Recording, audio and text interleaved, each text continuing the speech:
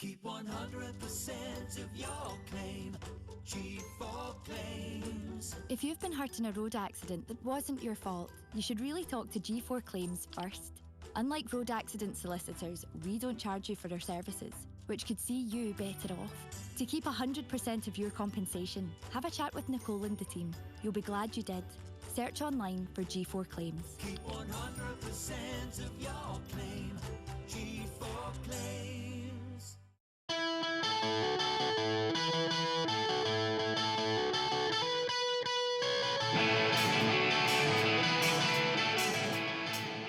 Hi and welcome to this week's episode of the DW podcast. I am joined all the way from LA by Charlotte Laws. Charlotte, how you doing? Thanks for coming on.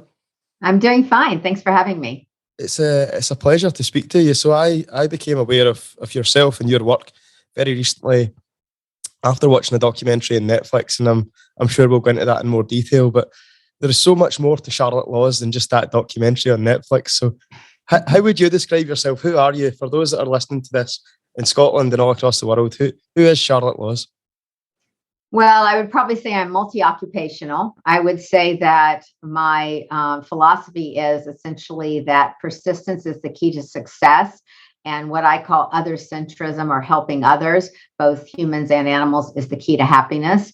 So I try to spend a lot of my life helping causes and putting my heart into trying to make the world better, as corny as that sounds. I think that's important though. And you know, the whole ethos of where this documentary came from and your background shows that you do put others before yourself, and often at times your family as well. Charlotte, I do want to mention one thing though that is certainly not always a sensible thing to do. I read here that you're a party crasher. You're a well-known party crasher. Yes, that's true. That is my background.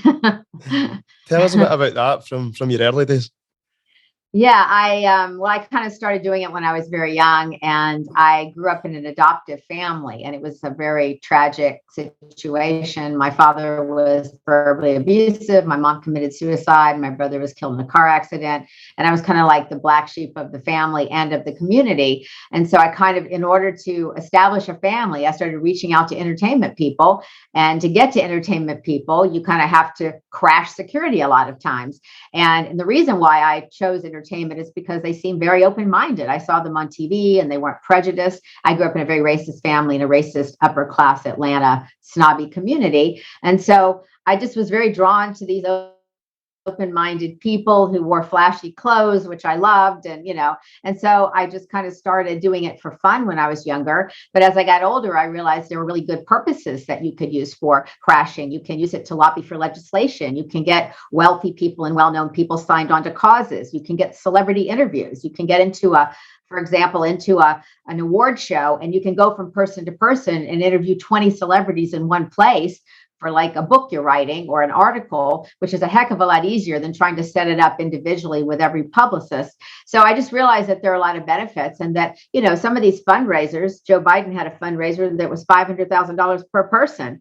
Well, party crashing is free. A lot of us don't have $500,000. And so the rich people get access to these politicians, and they can discuss issues and they can lobby for what it means something to them. But ordinary people have no access. Party crashing gives you that access. And it's not even a misdemeanor here. It's called an infraction. It's like a parking ticket. If you were to get caught or arrested, the worst they could do is fine you $75. That's it. $500,000 versus $75. It's kind of a no-brainer. I don't want you to give away your secrets, but what is your tips? Give us two top tips for party crashing. I heard you say there that you could interview, 10 to 15 people all in the one evening. My ears are pricking up here. What should I be doing? There are lots of different techniques, but one technique is you could actually dress like a celebrity yourself and try to pretend like you are part of the entertainment, for example. So you could wear I did this at the Grammys one time. I wore this really outlandish, like sequins and feathers and this really crazy outfit. And I actually hitched a ride in a limo. There was a long line of limos taking all the celebrities to the door. I basically hitchhiked. Somebody gave me a ride. I got out by myself because for some reason the guy in the limo didn't want to get out. I have no idea why. And I walked down the red carpet by myself, and everybody is like thinking I'm some big shot and taking pictures of me. And, oh, who's that? And I'm like waving to my fans, of course, haha. And I get to the door, and the guard asked me for my ticket. And I said, oh, my agent has it. Oh no, what should I do? And of course, he doesn't want to send me back down the red carpet into the street, So he let me stay there, and I talked to him, and eventually he basically let me go into the event. So I kind of just chatted him up a bit. So that's one example. Another example is you can kind of jump next to a well-known person and pretend to be part of their entourage. So when Frank Sinatra was having a party in Washington, D.C. years ago, I wanted to go. And there was this escalator that went up towards the guards who were in the distance. And I saw country singer Charlie Pride and his wife get on this escalator and start going up towards the guards. So I just jumped next to him, but I couldn't think of anything to say, as crazy as that is. So I just pretended to talk.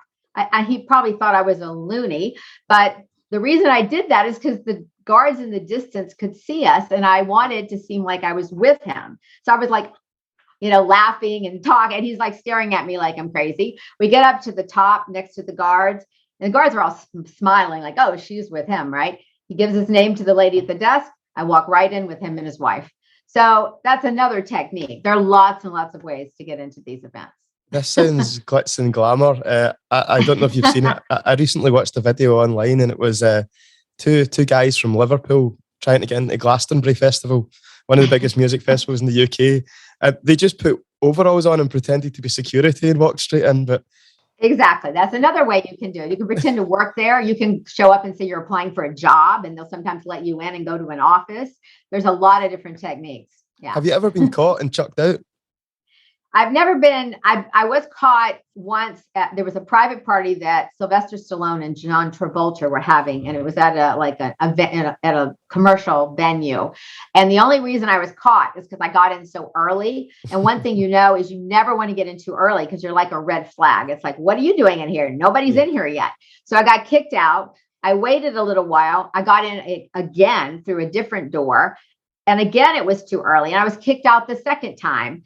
Because they said, you can't come in yet. They didn't say you have to go home. They just said you're not allowed in yet, right? So I waited until it was started. And then finally I found a third door, and it was really the last door. So that was kind of like my last shot. And then I got in and I was able to stay in. So I've never been kicked out per se, but I was kicked out of that event twice. You have to be fashionably late. That's it. Do not turn up early. You don't actually have to be anything, really. You don't have to be attractive. I knew a guy, he was like 300 pounds. He was very poor. All he had was a purple velvet tuxedo, which he wore all the time. And he was afraid of water, which is really weird to me. So he actually only showered every 2 months. I mean, he smelled horrible. He got into every event. He knew every celebrity. I mean, I couldn't believe it. I thought, if he can do it, anybody can do it. That's for sure. If you had to pick one of your favourite interactions from crashing a party, some of the names that you're mentioning there are top A-list celebrities. Who is the one person that you've met that you thought you'd never meet, or someone that you've met that you thought was super humble, super nice, or maybe the opposite? My first boyfriend was singer Tom Jones, and he's the only entertainer I was ever interested in. But I was interested in him from age 9 up until I met him when I was went out with him when I was almost 19. I dated him for 3 years, and I was totally in love with him. And he's the sweetest, most down-to-earth guy. I know he's very popular over in your area. He certainly is, Charlotte. On a regular show. And he's a really very sweet, down-to-earth man and got a great sense of humor. And he's not prejudiced. He doesn't even believe in talking behind people's backs. If people come in and they're trying to gossip, he'll say no. He'll tell people to stop. It's very admirable. He's a very sweet man. It's funny that you say that, because I'm sure if my mum listens to this back, she'll be very jealous that the person I'm speaking to used to go out with Tom Jones. And you's met through crashing a party? Well, I pursued him, to be perfectly honest. That story is actually in my first memoir, has the entire story of, and one of the main reasons I did start crashing parties and events was to get to Tom. And so he was kind of one of the first, things I did. And, I had low self-esteem as a kid. So when I met him and he asked me out, I I mean, my self-esteem just went way up really fast because I thought I was really ugly and there was nothing desirable and really stupid. And, I just didn't have a very good view of myself prior to that. So he really actually made me feel more confident in myself. But yeah, I went through various maneuvers to get to him, so it was, I had to get through security. And I did outlandish stuff. For example, I'll just tell you one crazy thing I did. I had this showgirl costume made in Atlanta, which is where I lived. And then I went to Las Vegas and I spent a week trying to get a date with Tom, before this all happened. And I gave the bellhop $20. I walked in the hotel. I said, I need to know what room Tom Jones is staying in, what time he goes to the show down to the dressing room, and what path he takes. And this guy told me, right? So I waited like at the time that he was supposed to be going down the hall in my showgirl outfit. And I don't look like a showgirl. I'm only 4'11", so I'm very short, right? Yeah. And so I just casually start walking down the hall. And then he comes upon me with his security guard. And then he starts flirting with me and talking to me. And that was one of our interactions before I actually started going out with him. So I could tell he was interested. I mean, I could tell he was interested in me before, the first time I met him and the various times we had interaction. So that's a fantastic story. Absolutely brilliant. You mentioned Erin, and you mentioned earlier in our conversation as well, that you were brought up in Atlanta, in Georgia. Now you're living in LA, and you mentioned, you were from a racist family and maybe not the best upbringing, and you're now a mother, you now live in LA. Did that help shape you as a parent? The way that you were brought up when you then had your daughter Kayla, was that did you hark back to your own childhood and think, I don't want to be a parent like that?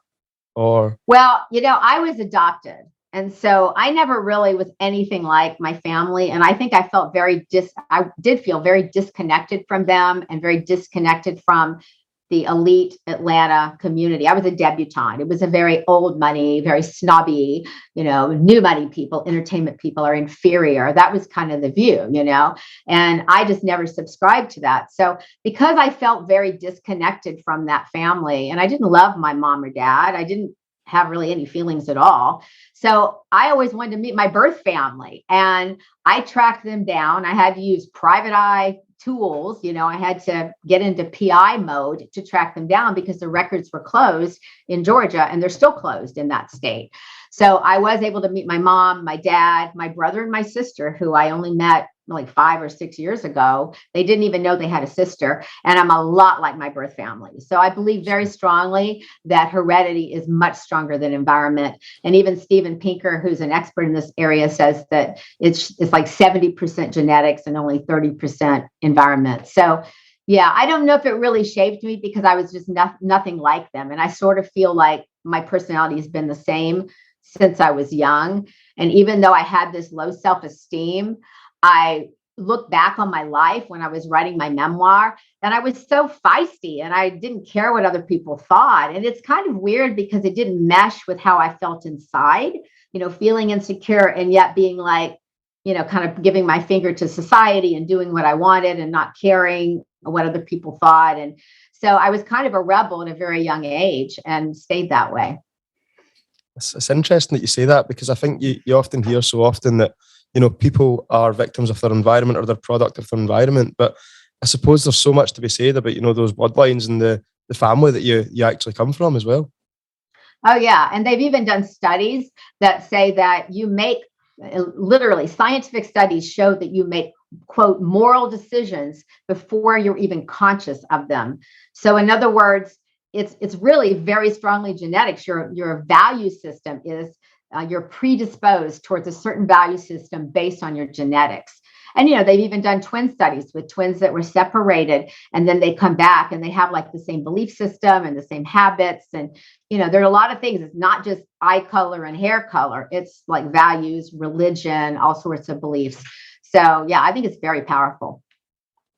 Let's talk a bit about your family then, because, as I touched on, the reason I became aware of yourself, Charlotte, is through the documentary on Netflix, The Most Hated Man on the Internet.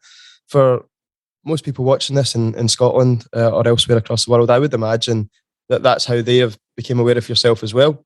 For those that haven't, tell us a bit about this documentary in your own words. Why did you agree to do it? what's the background story to it, and I suppose more than anything, what's happened to you since it aired? Because it seems that your inbox has been blowing up. You've been doing interviews all over the world. It's been non-stop by the looks of it.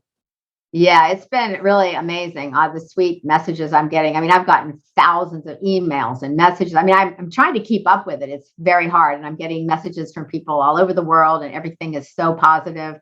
And I'm just trying to read it. I can't even respond. I just have to try to read everything.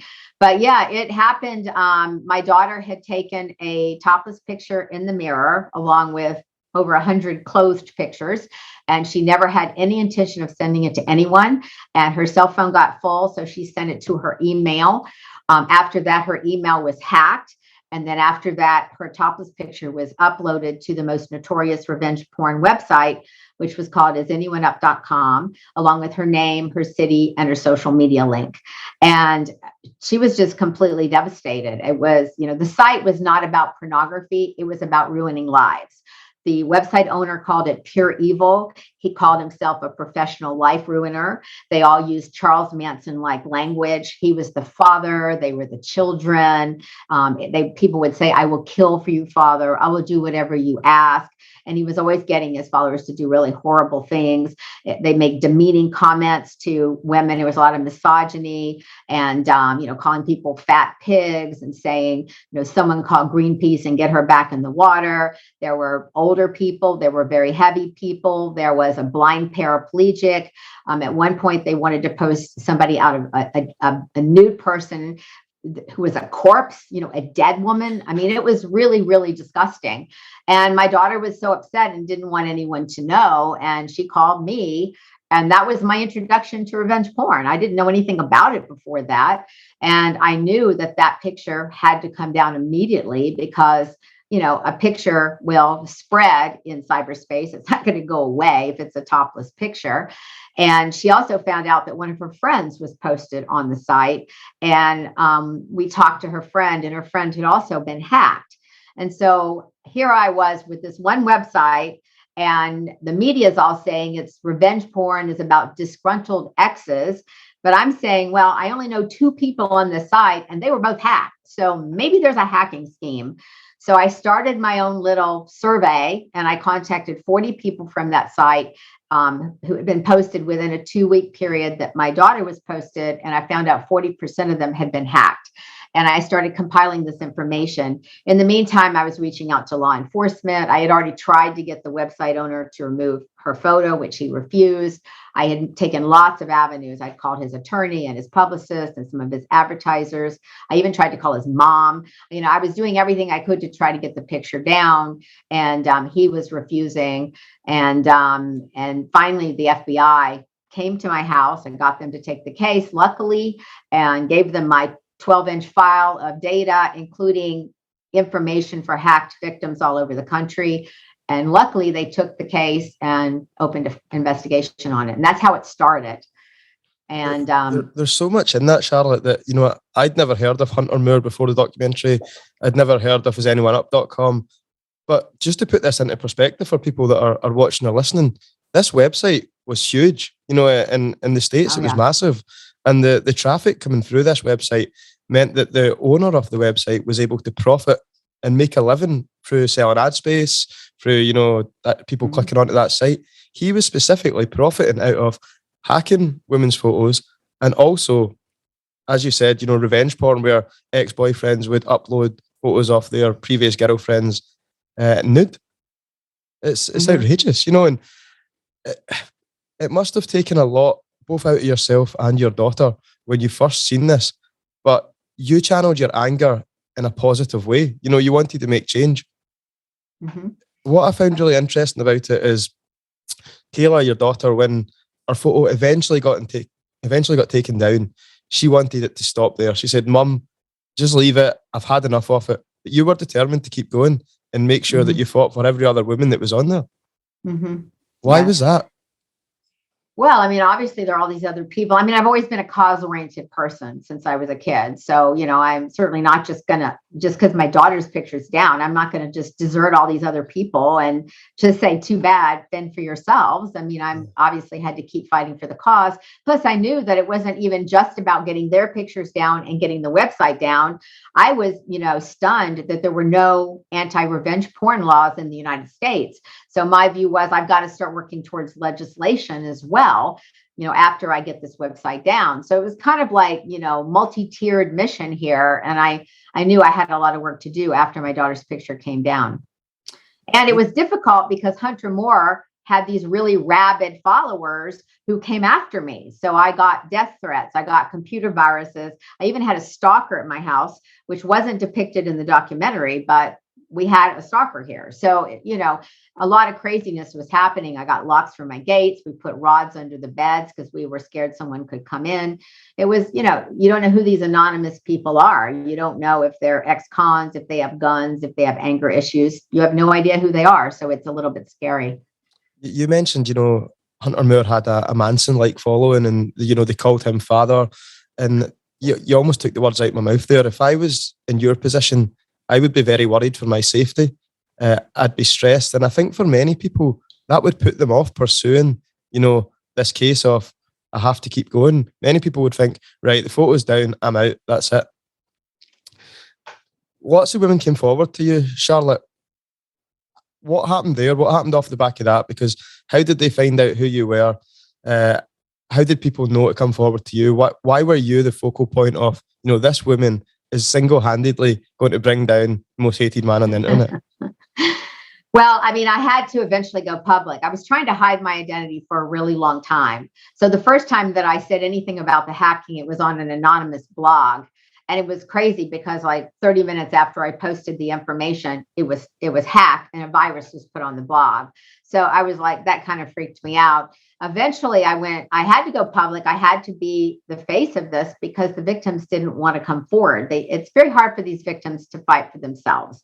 They just feel like curling up in a ball and shutting off the world and getting off social media, and they just can't do it themselves in most cases. And so I kind of had to be that person. And so the first time I confronted him was on Dr. Drew's show. And that's when I confronted him with the hacking, which he denied. And I continued to, mention the hacking in the media. And there was no one else to talk in the media. In fact, Hunter was being glorified in the media. He had the headlines, he had the big photo, the media, the press were, thinking he was cool and what a neat business model he has and what a cool guy. I mean, that was the view back then. It was victim blaming, it was all the victim's fault for taking the picture in the first place. Everybody pretty much thought that, from politicians to media to law enforcement to regular people in society. So it was an uphill battle trying to get society to, have a different perspective. And it has changed because of the Me Too movement. So now there's a very different view about victims, and people realize that people should have a right to take pictures of themselves, and other people shouldn't have a right to just distribute them without consent. I think society has changed and the outlook has changed on it. I remember watching the documentary, and like you touched on there, that the language was very much, these women shouldn't have taken the photographs in the first place. What did they think was going to happen with it? And it's just outrageous, isn't it? It's just not acceptable. I think as well, something that I feel very strongly about is the fact that this platform was there, and you touched on it. There is no laws to hold these people to account. I think that the only is that changed, Charlotte? Am I right in saying that the only place in the US at present where there is or isn't a law is South Carolina in terms of revenge porn? No. The only one that doesn't. There are state laws now. We have laws in 49 states, and the only state that doesn't have it is South Carolina. But we don't have a federal law, and the laws are very weak in pretty much all the states. So, and Arizona's law was just kind of overturned by a court maybe a week ago. So they're saying you can't prosecute any more revenge porn cases because they think the law is not written properly or something. So it's not consistent from state to state. If a victim's in one state and a perp is in another state, you don't even know which law would apply. And it's kind of like a slap on the wrist. It's like, a $500 fine, or, the most they could get is maybe 6 months in prison. It's not anything that's serious. So we need to have a federal law, but we've had a lot of trouble getting something passed, primarily because of the ACLU. That's been the main antagonist to this effort. And then is that, Charlotte, the ACLU? What's that stand for? American Civil Liberties Union, and they just basically are saying it's free speech and people should be able to distribute revenge porn because it's free speech. That's their argument. Okay. And, and I'm a big supporter of free speech, but I'm not a supporter of revenge porn. I think it should actually be an exception to the First Amendment, just like child pornography or incitement or all the others. So that's my opinion. So, and then we also have certain individuals who are part of the progressive side of the Democratic Party now, who have the defund the police mindset, and they are against it because they don't want additional laws that put people in jail, because they're trying to get people out of prison and not put people in prison. So that's a new opponent that we also have for federal law. On the subject of Hunter Moore, who ran this website and was behind all this, he got put in prison. If people haven't watched the documentary, Hunter got put in prison, but that wasn't because there was a law against revenge porn. Correct me if I'm wrong, Charlotte, but that was because ultimately he had hacked into these girls' phones or their emails. It was a different law altogether. And, if it was just a revenge porn website, he could have kept doing that forever. Yeah, I mean, he was doing something against the law, but the problem is no one was willing to take it up. And that was for copyright violation. But copyright violation is normally a civil case. It's not a criminal case. So whenever you take a picture of yourself, you own the copyright. And so no one else is supposed to be able to use that. But normally it's a civil case and you take them to court and you can get up to $250,000 per photo. But of course, Hunter Moore had no money and no fear of civil suits because he had no money. So that law didn't really help victims at the time like it could have. And so you're right. He was arrested for hacking, luckily, and for identity theft, which was related to the hacking. And he did go to prison. Unfortunately, it was a very short prison term. I think another side of this as well, as we've not quite touched on yet, is the emotional impact that this has on the women who are affected by it. And, you spoke to your daughter firsthand, but then you spoke to many women further down the line. What's the messages or the feeling that you get from them? Because first of all, you says, that they want their photos down, but I would imagine as well, to a certain extent, there's also an embarrassment to tell your friends, your family, that your photo's on there in the first place and you have been a victim of this. Yeah, I mean, they were very embarrassed. They didn't want to tell anyone. They felt violated and humiliated and literally just freaked out. And when I would call these victims, I would say about 50% of the time, I was the first person to tell them they were on the site. So I felt like a suicide hotline. They were in tears. They were, they didn't have anyone else to talk to but me. So it was good that I was there and I had a little bit of experience with the issue, because they didn't want to tell their family or their friends, and yet they needed to be able to talk to someone about it, and they needed to have somebody who could potentially help them get the content removed. But yeah, I mean, it was heartbreaking talking to these victims. I think that's the worst bit as well, is they're often finding out secondhand from not just yourself, but I'm sure in the documentary there was someone said, my brother seen my photos online because one of his friends says, listen, you have to check this out. Your sister's on this website. What's going on? I mean, that is not, nobody wants to find out in that way. Don't want to find out at all, but through your family member, through your brother.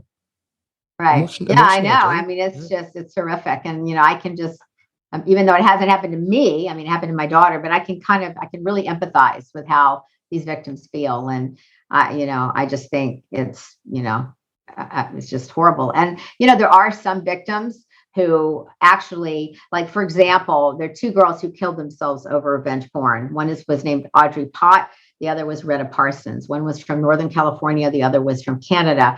They had not had pictures on this particular website, but they had both been sexually assaulted and, raped by multiple men. And these are two separate cases. And it was horrible being raped. I mean, it was terrible, but they were going to live through it. They were going on with their life until the nude pictures surfaced. And when the nude pictures surfaced and were distributed, both of them killed themselves. And when I spoke to their parents, both sets of parents said revenge porn for my daughter was worse than rape, because that's how it was. They killed themselves over that revenge porn. It's heartbreaking, isn't it? It's absolutely heartbreaking. Mhm. Charlotte, is there any support networks there for people who have been victims of revenge porn? Yeah, there's an organization called the Cyber Civil Rights Initiative, and they have a hotline, so you can talk to people. I believe in the UK you also have some kind of a helpline, so there's something there, and then they also have a lot of information on their website. And then there's also an organization called the Cyber Civil Rights Legal Project, and you can do a search on Google, and they have attorneys both in the United States and in the UK who can help victims pro bono. So if you want to bring a case and fight a legal case, you might want to give them a call. Brilliant. Thank you very much for that. I'll make sure we pop the links in the description as well, so if anyone wants to check that out. Charlotte, just on the Netflix documentary, was there ever any doubts in your mind about doing this? Was there any doubts in Kayla's mind about you doing it, or was the driving force behind this, if we can help other people out there who've been victim to this, let's raise awareness about it. Let's raise awareness about how much of a bastard Hunter Moore is, because that guy's now out of prison. Let's not let him get back to the status where he was seen as a legend by so many people as well. Yeah, I mean, there was never hesitation on my part, and I definitely saw it as a way to raise awareness and also to push for a federal law. But my daughter did not feel that way. She had mixed feelings, and she understood the importance of getting the message across. But at the same time, she never wanted to be associated with the issue because she felt it was going to hurt her business. And she is a successful real estate agent now, and she fears that clients will see that she had a topless picture online or read about it and then not want to work with her. So she's always had mixed feelings, and she almost wasn't even in the documentary. She had been saying no literally for like 10 years because we had lots of production companies contact us. And the very last day of filming on this documentary with Raw TV, she said, "Oh, okay, I'll do a half day of filming." And they used a lot of that interview, which I think it added a lot of depth and a lot of texture to the story. So I think it's really great that she did it. I think it added to the documentary. And now she's kind of feeling, and then after she did the interview, she said, "I hope it never gets released." Yeah, so she went back to that again. But now she's kind of starting to lean into it more. And we even did like a little Instagram live thing together like a week ago. So she's kind of feeling a little more comfortable with it and, about talking about it publicly. What's the next steps for yourself, Charlotte? What's coming up next? What have we to look out for? Or, what should we be aware of that you've got in the pipeline? Well, I'm just working on a book. I'm actually doing a lot of animal advocacy work. And so I'm working on an animal advocacy book, and it's a pretty academic book. So it's going from talking about, it's called Omniocracy, and it talks about how we should move from a democracy to an omniocracy, which I describe as a government with representation for all living beings, that we should extend our concern to others and not just humans who are the elite of by and for people. We need to extend that. So I'm working on that. I also finished a anti-animal cruelty script, but it's very mainstream. And so I'm just about to start sending that out. And I'm still talking to victims and obviously doing a lot of press and reading all these emails and messages that are coming from all these people around the world, which is very sweet. And so those are kind of what I've been doing lately. And if there's anyone who wants to reach out to you, where's the best place to get you? On Twitter, I would say. So go to @CharlotteLaws. On Twitter is the best place. Brilliant. Charlotte, it's been an absolute pleasure. Thank you for taking the time to share your story and for speaking to us. And thanks for doing the documentary and making us aware of your work as well. Okay, well, thanks for having me. No worries. If you've enjoyed this episode of the DW podcast, please like and subscribe. Go back and check out some previous episodes as well. Thanks very much.